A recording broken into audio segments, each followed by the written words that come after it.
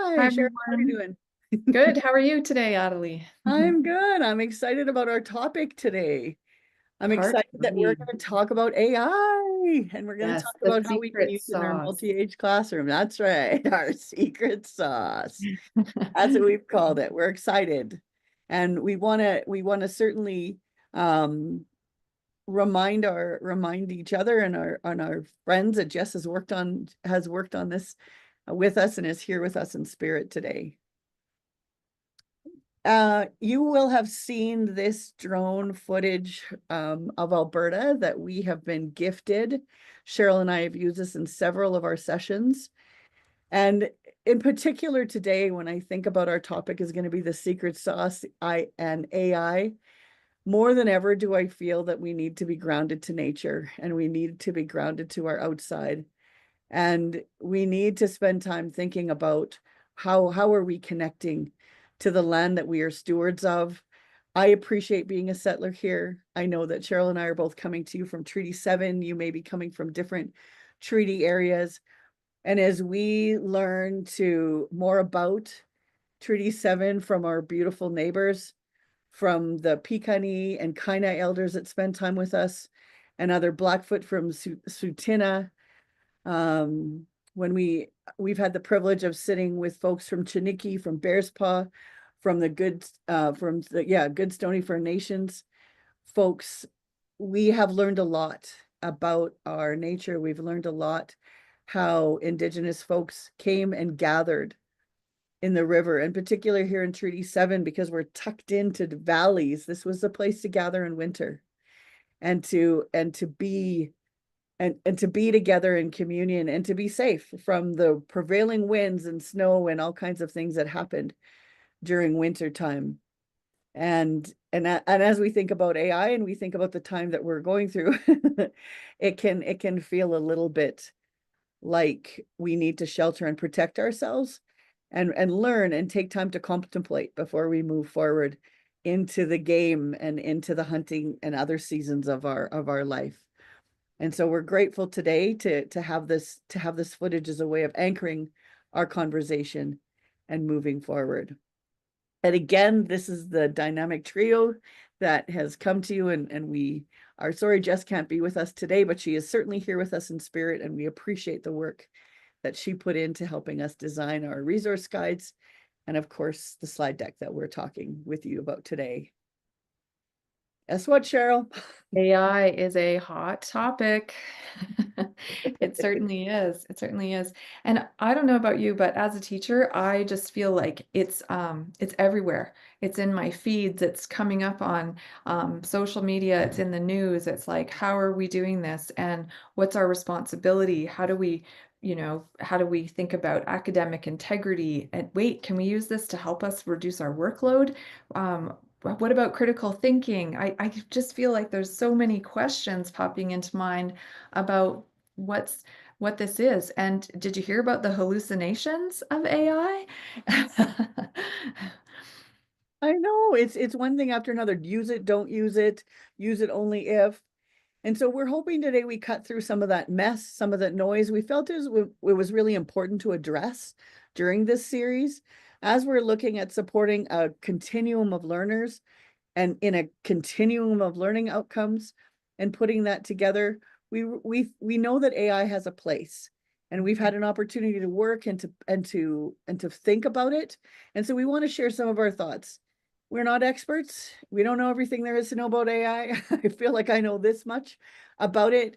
But I do want to share some of my thoughts, and Cheryl's and Jess's, and also our experiences with you. And hopefully that helps you on your journey to consider where IA fits in your practice. We found this a hilarious little graphic from Teachers with a Sense of Humor. Some of you may also follow that group.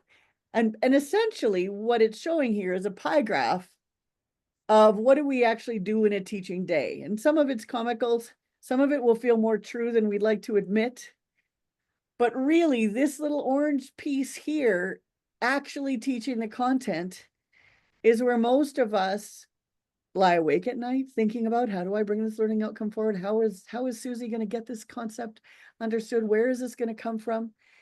And so as we really think about AI, Cheryl and I really are committed to thinking about how could it increase our time actually working with the concept and bringing conceptual understanding forward with our students. And is there a place for AI in some of the rest of this? Some of it we're going to cover today and some we're not, but we do think that there's a place. And the main questions that we're grappling with today are, what part of our role do we need to fully own as teachers? And what part of our role can we ask an assistant to work on with us? Cheryl, I know you've got some thoughts on this. What are you thinking? What do you think an educator needs to own, and what are some places that you think, maybe an assistant wouldn't be a bad idea? Yeah, I think these questions are really important. As educators who have the relationships that we talked so much about in session 2 when we were thinking about the culture, AI doesn't have a relationship with our students, and we are getting to know who they are as individuals, as humans, but as learners as well. And we're picking up on the nuances of how they're feeling that day and what they're able to manage in terms of their mental health and their academic achievement so far and where we know that they can go. And so I really think that the art and the science of teaching, the pedagogical practices that we have learned and tried and rely upon, that's the part that we need to own. We really need to know who our students are. We need to understand our curriculum deeply and continue to learn it. I know that there's a lot of new curriculum right now and we're all learning it.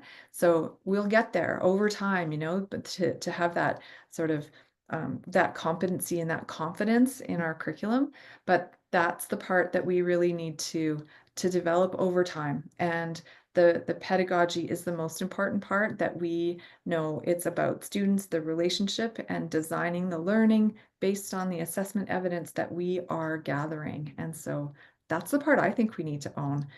Um, Assistance, yeah, I think we could also use some help in certain areas. Do you want to talk further about that? Yeah, I just want to just sit in them. I just so appreciate your answer.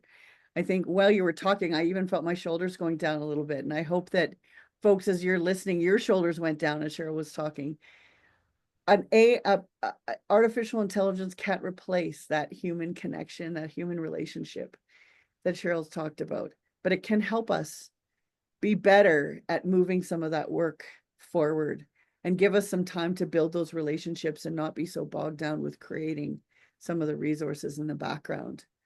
And I want to talk a little bit more about that. When we look at AI, we I learned a bunch of things from IBM and a few other companies very early on who started to differentiate what artificial intelligence was doing in our work. And we've put some of those links for you. But one of the big differentiations that folks have been talking about is, are you using AI as an assistant or as an agent? You might use both. And in our teaching, I think I might argue we would use it both ways, but we need to be clear on when we're asking for assistance and when we're actually asking for an agent to do something.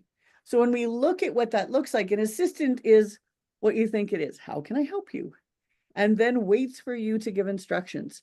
So whether you're using ChatGPT or any of the other places out there that are supporting intelligence, often you'll see when you're shopping, online shopping, you'll see this little chat box comes up. And in AI language, it's referred to as a chat box. So you would go into GPT as your chat box and say, hey, I'd like assistance making a rubric, or I'd like assistance on something else. And we'll talk about some of those different things. Or you may use that same adaptive technology to now take on a role and an initiative for you. Like, I would like you to find ways that folks are differentiating it in the classroom for fractions. So they may take on a role of looking at differentiation.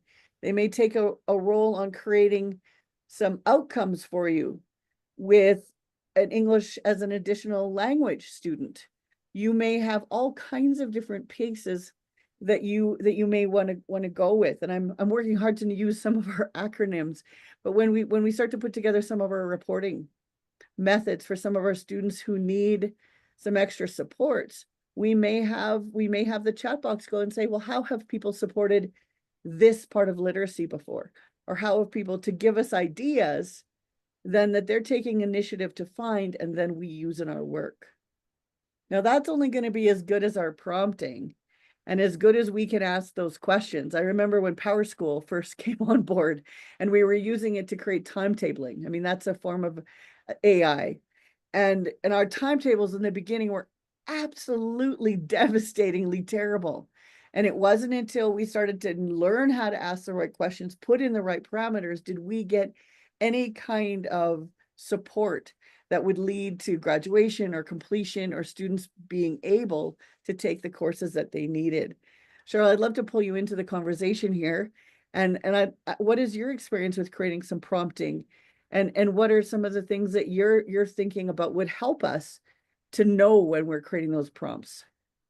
Yeah, it's definitely something we're still working on, but I did learn something from Angela Stockman's work. Now, she is brilliant, and I would recommend any of her resources, particularly around multimodal thinking, and she definitely gets people writing.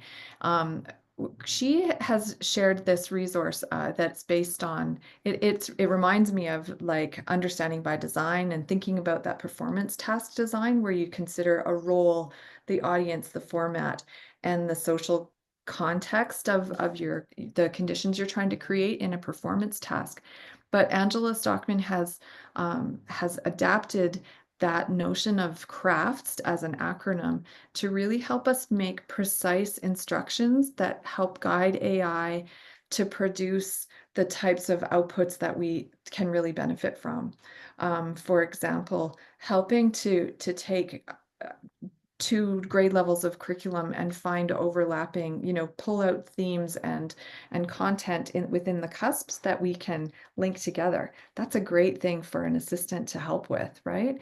I think it's important how she talks a little bit about the role. If you are an experienced teacher, then you can trim through some of the feedback where it tells you to hand out the papers and say hello to your students, but thinking more about what do we do with that output afterwards, and how do we use our knowledge and our understanding of the art of our practice to really create something, not just to download and deliver, but to give us a starting point, to give us a little boost, a leg up on the design of learning that is really responsive to the children and the students in our care. Again, I just love how you're bringing it back to who we are as professionals and just seeding it there, because I think that's where the conversation needs to stay, and we need to keep that as our foundational piece. Such a good reminder about after we've done the task, now what? Now how are we bringing that back Yeah. into our assessment and into our learning? One of the things that we are going to chat a little bit more in depth is some of the areas where so far AI shines. And again, this is not a complete list, nor is this a whole evidence-based piece. This is our perspective, and certainly mine on some of the top things that I'm starting to use when I'm working with teachers, when I'm working with students in classrooms. And we're looking at some of the planning pieces. One of the top pieces are the gathering ideas of how to set appropriate learning goals. One of the things that is so exciting about being able to have AI is you have at your fingertips all of the different leveling tools that you need. And so when you think about, well, as a teacher, this is what I'm seeing. This is what I'm seeing as a cognitive foundational piece. I'm seeing that my student has some visual pieces where they're skipping around the page. They're not able to do some of that focus work. How might I create some activities for a student to focus and to have some of that replication? Asking my AI tool for activities that help with focusing, help with spatial relationships, help with some of those cognitive foundational pieces. Again, as you look at the list, you might go, oh yeah, oh right. But in that moment when you're planning, we can overthink and we can forget things. Whereas AI as a thought partner is just there. And that's the second piece, right? Around getting stuck, supporting our correspondence. I don't know how many of you get stuck with your emails. You come and you're like, oh no, I have another 100 from the last hour. True story. Now what am I going to do? Right. I could not write without Grammarly anymore, I don't think. I said it do set professional tone. I have some certain words or things that I'd like, and I can move through my emails much quicker, much more efficiently, and kinder. I give better responses because of some of the AI tools that I'm using, and we have a lot of correspondence. I can also set it to provide student feedback.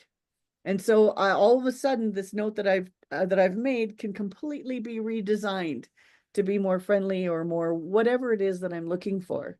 We can use that in our work. We can look at it from task ideas and also for assessment. If what am I going to be looking for? How do I want to set up my rubrics?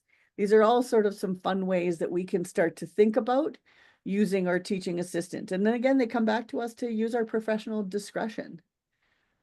This is, Natalie, can I just jump in for a second about please. the scaffolding? I just want to make a link back to our first session where we talked about the readiness stairs and that, how do we go backwards to help kids and students start thinking about what they need to understand and what are those steps to get toward the target. And you're right, AI is a great thought partner to help us think about those progressions and help us to use that as a tool. So I'm so glad that that part's in there and wanted to make that link back to the other areas we talked about. And thank you for doing that because it's important. Learning progressions is something that folks are working through. And absolutely AI is a support for that. Thanks, Cheryl. Yes. Now here's the slide of all the things. Yeah, it's Yeah. probably not all of the things, but what Cheryl and I wanted to highlight for you is some of the ways that people are using AI. So you'll see Quizlet, Q, this booklet. These are to help with formative assessment. They're assessment tools that folks are using. Hello, I'm Smarty is designed as an educational assistant by a university professor. The information is not given back to ChatGPT, which I like from a fiducial police, but it's tied into education. So you can go there and have rubrics, have inclusive learning supports, have all kind task design, unit plans by putting in Alberta Ed curriculum, and it'll source Alberta Ed pieces and learning outcomes. You can say how many grades you want to put together. We're finding that to be really helpful. Of course, Grammarly, ChatGPT, it's changing. The free version is starting to be less and less helpful. And so there is a subscription that's needed. Eduate is similar. It's free right now. However, it's starting to move some of the top pieces to a subscription. Magic School, same. Notebook is still free from Google, and it is a great research tool for you. If you've got some content that you're kind of working through and you're thinking about how can I share it at different levels, Notebook was created to be a research assistant, and so it takes you input the information that you're looking to synthesize, and it will help you do that. So if you're wanting to make some connections or bring some things together, perhaps as you're teaching them or thinking about them differently, this might be a tool that you consider. Cheryl, is there anything you want to add? No, those are you summed it up beautifully. Thanks for talking through some of those. So we want to talk about, okay, so if we want to have an assistant or perhaps an agent at times help us, what are we really wanting help with? Well, it's student engagement, right? That's intellectual engagement that leads to the achievement and leads to a student being able to lean into their learning.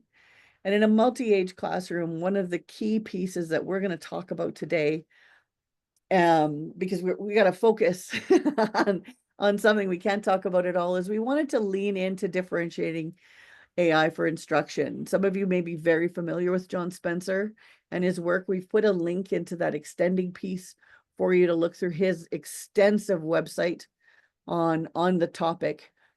But from him and some conversations that we've had the privilege of having with Dr. Sharon Friesen, we wanted to share, how do we make differentiation a reality in our multi-age classroom? What does that look like? One is creating leveled reading resources, being able to, whether you have ChatGPT or one of the other AI places source that material for you. Or if you have something that you want students to attend to, you can upload your materials and say, okay, show me what it would look like at a grade 2 reader, grade 5 reader, grade 7 reader. And so you can have all these differentiated materials automatically at your fingertips for your students. And we just So felt like essential in a multi-age classroom, right? Like that is the tool. How many hours have we spent doing that on our own in classes over the years, right? or Hmm. investing in really expensive leveled readers. Hmm. Yeah. I like this one too, breaking down a task, coming back to scaffolding it. What are the steps? How can we bring this into smaller chunks? I think about a guide to success or some, not everyone needs the same level of scaffolding. And so this is a way that we can really leverage an assistant, to help us with the important work that we decide needs to happen as professionals. Absolutely. And again, just sort of building on that conceptual understanding, using AI as a tutor. Dr. Sharon Friesen shared a really interesting case study that's coming out of Japan that other countries are starting to lean into and wonder how they can scaffold for their area. In this school system in Japan, there was through student surveys and data, they recognized that students were feeling as if they didn't get as much one-on-one coaching and tutoring from their teachers as they had in the past. As class sizes have gotten larger and some of the tasks have become more complex, the teacher is attending to what they can attend to, but sometimes are falling short of meeting kids exactly in the place where they need feedback at the exact time. And we all know that from being in the classroom. Sometimes we hit it, and sometimes we know we leave it and going, shoot, I didn't get back to, or I didn't see. Yeah. So what they've done is they've employed this, they've taken on and made their own version of a chat GPT, and they've used it as a chat box style. So that the student is conversing with AI back and forth in a conversational tone. They can either speak or they can type, depending, or do both.